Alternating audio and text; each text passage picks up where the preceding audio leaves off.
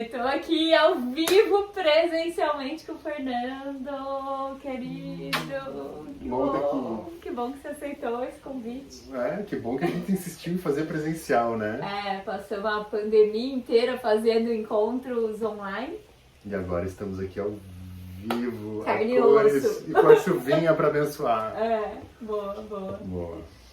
E então eu estou fazendo várias entrevistas inspiradoras. E o Fernando vai fazer parte delas aqui. Uma honra. Vamos ver. Então, Fernando, conta pra mim, assim, como que surgiu essa história do autoconhecimento na tua vida? Eu não saberia te dizer um ponto, assim...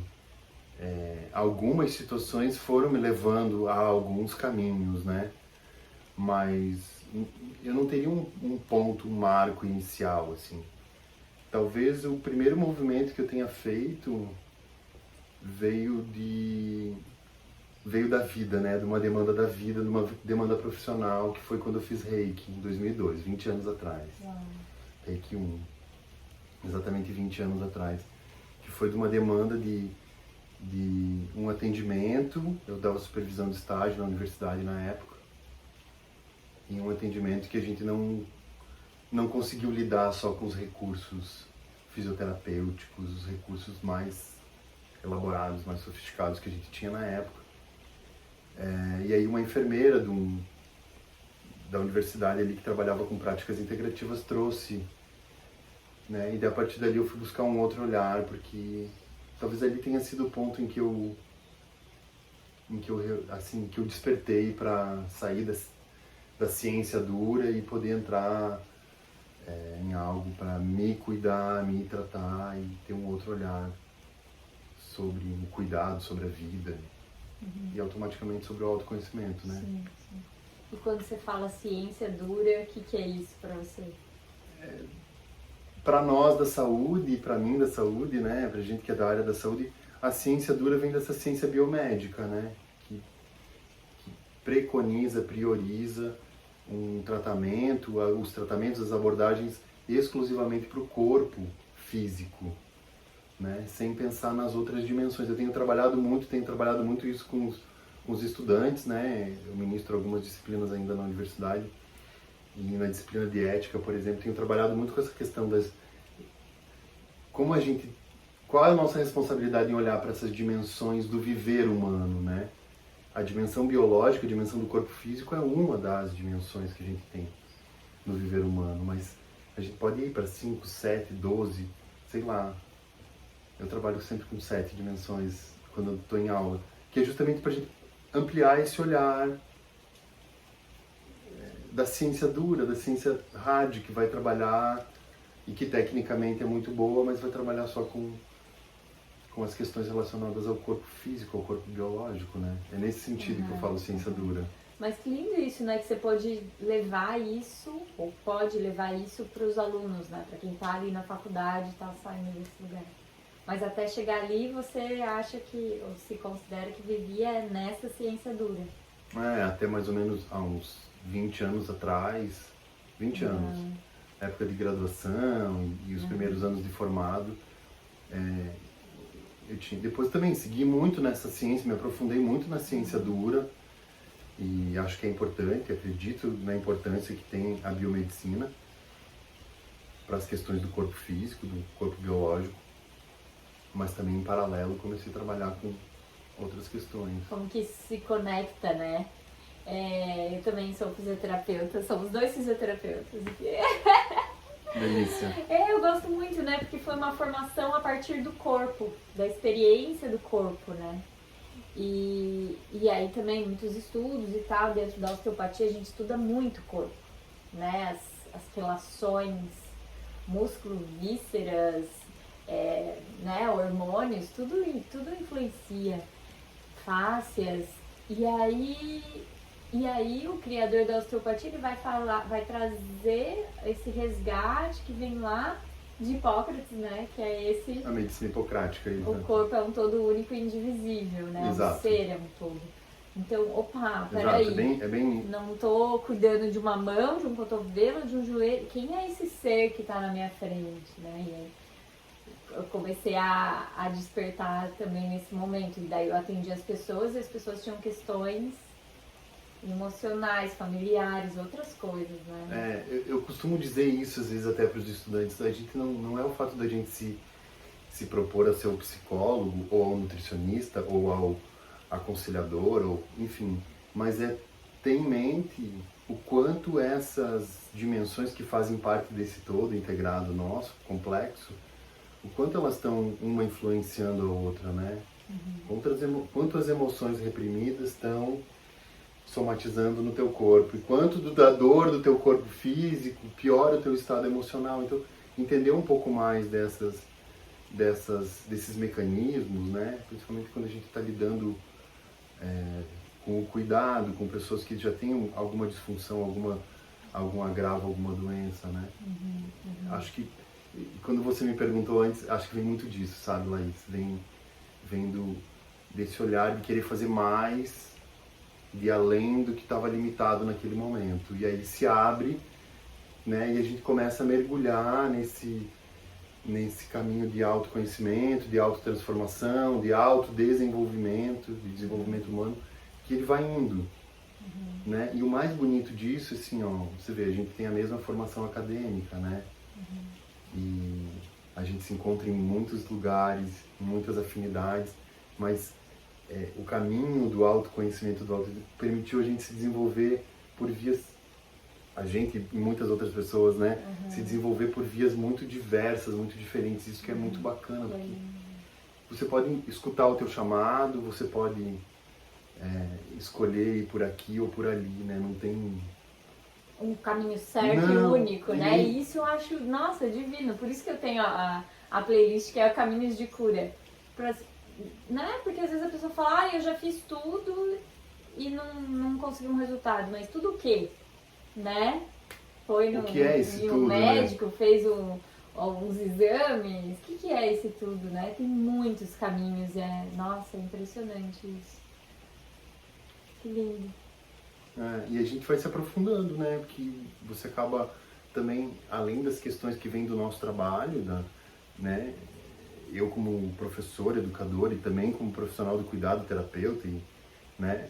A gente vai buscando o melhor para o outro e junto o melhor para nós, e a gente consegue ir equalizando o que a gente aprende e colocando em prática na nossa vida, e quanto é possível quando alguém nos busca como profissional do cuidado, né? Esse é o bacana, e daí te instiga a buscar mais, a conhecer mais, a estudar mais. O convite do outro mexe comigo, eu exatamente, vou, e eu me movimento, algo se move dentro de mim. Enquanto esses caminhos vão nos puxando para isso mesmo que tu falou, que não é um caminho reto, não é um caminho único, né? Não é uma grade curricular da universidade. Você sabe que quando eu era criança, eu fui criada na Igreja Católica Apostólica Romana, né? Toda aquela...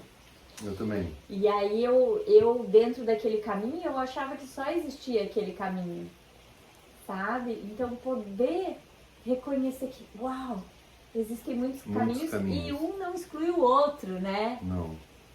Eles são bem-vindos todos, e para cada pessoa é um, e daqui a pouco não é um único pro resto da vida, e vai mudando. Isso me fez bem agora, daqui a pouco, né? É um terapeuta agora, daqui a pouco é outro, daqui a pouco é uma viagem. Né? Exatamente, outro dia a gente tava falando isso num outro espaço, e aí uma colega falou assim, porque a linha da vida, né? A linha da memória, o fio da memória, uma coisa assim. E na hora me veio a imagem, me veio o Capra, né? A teia da vida, a teia da memória. Então a gente vai abrindo essa teia que ela tem várias, infinitas possibilidades, e ela abre para cá, e ela abre para lá, e ela...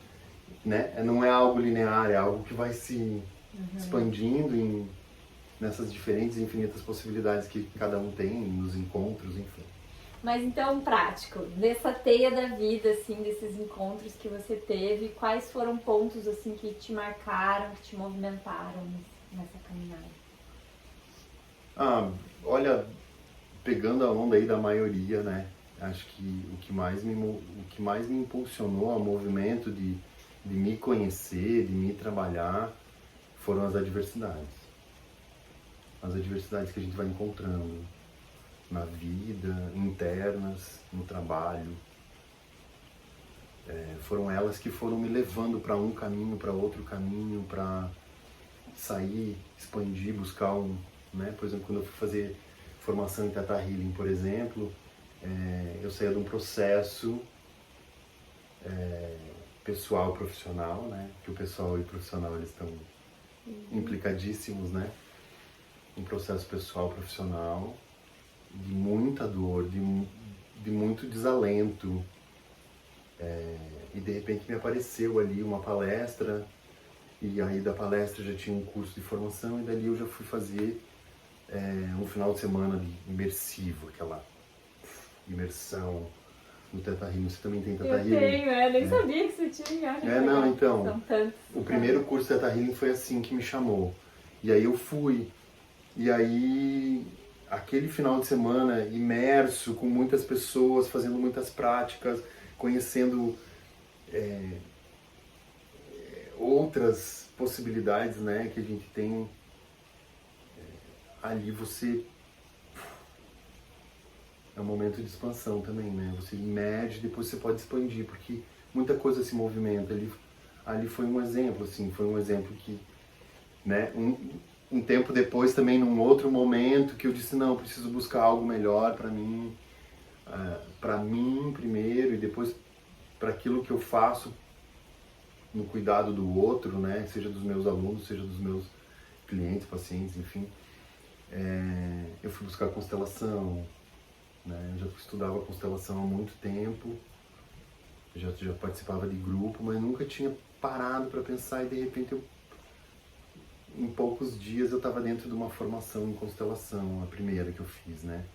Então também veio de um momento de adversidade, um momento de buscar outras estratégias, outras ferramentas, outros olhares para entender, para lidar com aquilo que estava acontecendo na vida naquele momento, né? Quando você fala isso, me vem a imagem como se chegasse na frente de um muro, assim, tipo, nossa, eu tô num lugar que tá muito difícil, eu não sei pra onde ir. Tá bom. E daí...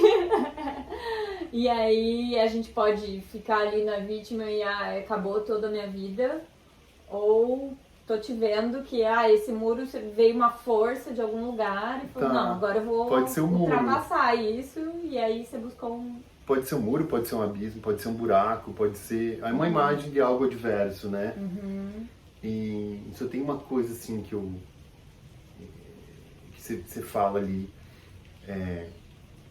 a gente podia escolher ou não, né? Mas ficar na vítima, acho que o lugar da vítima, ela tem um tempo. Não dá pra negar. Vem, né? Vem, claro. Não dá pra negar esse lugar. Eu digo assim, nesses momentos eu também fiquei na vítima. Ó sistema, ó vida, ó escolhas, ó... Ok. Por que é assim? Por que é assim, ó céus, ó... Ok, tem um momento. E eu entendo que como uma etapa da dor, do sofrimento, ou da adversidade, o lugar da vítima talvez seja importante a gente passar por ele, não ficar. Tá, reconhecer. Tá ali, e aí, opa. Porque esse lugar da vítima vai te dar muitos elementos para serem trabalhados, né? Eu tô culpando quem? Eu tô culpando o sistema, eu tô culpando minha família, eu tô culpando meu pai, minha mãe, a minha infância, a primeira professora da escola, sei lá. E aí você vai trazendo isso para você, né? E aí, isso é uma coisa. A outra coisa é quando você fala da imagem, o muro é uma baita imagem. Né? O muro é um limitante, é uma diversidade. Um buraco, às vezes, é um abismo, também é uma imagem simbólica de uma adversidade, né? E aí, que elementos, que ferramentas, que estratégias, que posturas internas eu posso buscar, que eu já tenho, ou que eu posso buscar aprender e conhecer e passar a ter. Ou contactar, né, com aquilo que eu não tô vendo. Ou como pedir ajuda. Laís, eu tô numa situação assim, como fulano, Fernando, tô numa situação assim, né? Então, é uma diversidade. E essas são as que mostram né? Na imagem do muro, por exemplo, como que eu transponho esse muro? Eu vou por cima, eu vou por baixo, eu escalo, eu quebro, né? Eu crio asas. Eu crio né? asas, perfeito. É algo que se transforma e a realidade muda, né? Pensando no questão simbólica, né? A realidade muda, mas ela não vai mudar fora, o muro vai sempre existir. É algo dentro. É algo dentro. Algo dentro, e no caso, as asas também é dentro, de dentro para fora, né? Por exemplo, quando você tem a imagem da diversidade como um penhasco, um buraco, algo que pra mim é mais forte, porque eu tenho medo de altura. Mas quando você tem essa daí, você pensa que estratégias, né? Eu contemplo, eu acho minhas asas e voo, ou eu me jogo e confio na guiança maior, que no metade do caminho eu puxo uma cordinha, abre um paraquedas, né? Com tudo que eu já tenho de ferramenta, com tudo aquilo que eu já... Às vezes a gente não sabe, né? Mas você já tem tanta ferramenta, você já tem tanta vivência, tanta coisa, que isso já fez uma mochila de boas coisas que dá um paraquedas pra você. Você se joga e de repente, né? Porque Mas saiu às da vezes vítima. precisa Porque... dessa ajuda mesmo, né? Ou do passo, ou... não sei. Precisa. Né? Precisa. Eu percebo que às vezes se eu tô muito tempo ali na vítima, quando vê parece que eu não tô vendo saída. E aí eu preciso chamar ajuda e dar o passo de chamar uma ajuda funciona. Super ou funciona. dar o passo, sei lá, de começar a fazer uma atividade física, de mudar alguma coisa, né? Dar um passo, aí... fazer algo diferente. Eu ouço uma pessoa falando, né? Eu encontro uma pessoa na rua, as conexões vão... Se abrir a ouvir as mensagens que a vida, o universo, eles vão te colocando, né? Eu costumo dizer às vezes que se a gente está aberto a esses processos, né? Ou está fazendo processos verbais e fazendo perguntas, eu adoro as perguntas, né? Adoro, sabe disso. Mas se a gente está fazendo perguntas e está aberto a receber essas informações que vêm, né? De repente toca uma música e aquela música te leva para um outro lugar, entendeu? Vem um cheirinho de uma comida, aquilo te leva para um outro lugar e te desperta, né?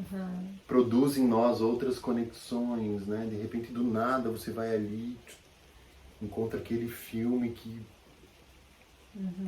te transforma. Eu tenho uma situação assim, né? Eu tinha uma questão muito forte com o modelo escolar, né? Não é à toa que hoje eu sou professor. Não é por acaso que eu sou professor, né? Eu tinha uma questão muito forte com o modelo escolar. Né? Eu tinha muitos traumas do modelo escolar, ainda tenho. Ainda falo isso, ainda tento trabalhar isso com os estudantes, com os alunos que estão comigo, né? Percebo isso neles. E tem um filme que é muito bacana, como Estrelas na Terra. E um dia eu estava num movimento, tinha um movimento astrológico, que eu não sei dizer qual é. E eu sentei, e eu já tinha tentado assistir esse filme várias vezes. Eu liguei, dei play, falei, hoje eu vou assistir. E foi um momento de liberar muita dor, assim, porque tem muito disso, né? Naquela história tinha muitas coisas da minha história que me permitiram me colocar no momento, assim, de olhar para aquela dor, olhar para minha dor, ressignificar ela, derreter ela, né? Porque às vezes a gente precisa chorar para derreter essa dor, para as dores, os traumas, tirar do corpo, né? Vocês que trabalham com experiência somática são ótimos nisso, né? Tirar do corpo, derretendo, enfim. E é um filme que às vezes eu sempre estou recomendando, sempre estou falando. E para mim foi um filme terapêutico, ele me tratou, né? Então, é isso que eu digo, às vezes você está aberto, mas às vezes nada vem. Então é hora de dizer, me dá a mão, preciso de ajuda. Né? E isso vale para as pessoas que buscam a gente como profissional. E a gente, enquanto profissional, não se sentir acima de tudo, do bem e do mal, a ponto de não pedir uma ajuda, né? Sim. Laís, me ajuda, o que eu posso fazer, que eu estou numa situação assim, né? E a gente passa por várias, né? Hoje eu estava num grupo de movimentos essenciais e a Thaís falou que é justo isso, né? A gente vem para ser terapeuta de alguma maneira, a gente vem todo emaranhado, né? Com várias questões. Não é que a gente tá num lugar acima e por isso a gente pode cuidar dos outros. Não, a gente tá se olhando, se movimentando. O tempo inteiro. E aí pode convidar o outro a entrar nessa brincadeira, né? Entre aspas. Vamos o tempo inteiro. Né? Quando você me fez a pergunta antes, eu acho que eu percebo, né? Não é que é desse lugar que, pelo menos para mim, é desse lugar que vieram os chamados para me transformar, para me conhecer melhor, entendeu? Pra, enfim, me trabalhar, né? E a gente já tinha antes, pelo menos comigo, né? Diferente de muitas outras pessoas que vêm de áreas completamente diferentes e se tornam terapeutas, se tornam profissionais do cuidado, mas a gente, como fisioterapeuta, a gente já vem de uma formação escolar acadêmica e se forma oficialmente, academicamente, como profissional do cuidado, né? Mas sem esse autocuidado. Tem muito isso, né? Dentro da área da saúde tradicional, eu tô para cuidar do outro e aí a pessoa esquece de si, né? E aí o teu cuidado acaba ficando... E quando a gente se permite esses movimentos de também se olhar, se conhecer, né? O autoconhecimento, o autodesenvolvimento, a gente também acaba encontrando mecanismos de melhorar o cuidado com o outro. Sim, tá tudo entrelaçado, né? Tudo. Quando algo se transforma em mim, eu tenho mais Perfeito. ferramentas e habilidades. Você sabe que eu estava atendendo uma pessoa com osteopatia ainda, terapia craniossacral, semana passada, e ela é físio também. E aí ela falou, nossa, Laís, eu me dei conta de quando você atende, você respira. Parece que a tua respiração me convida a respirar, a encontrar meu corpo num outro lugar. Que é essa história que eu falo da presença, que a presença cura, né? Porque quando eu tô presente comigo, como criasse um espaço, eu convido o outro a estar também nesse espaço, né? E aí ela falou, nossa, um super insight, eu vou levar para os meus atendimentos. Olha que interessante. E sabe que você provocou uma memória em mim, né? Clique no vídeo que está aparecendo na sua tela para continuar assistindo essa entrevista maravilhosa.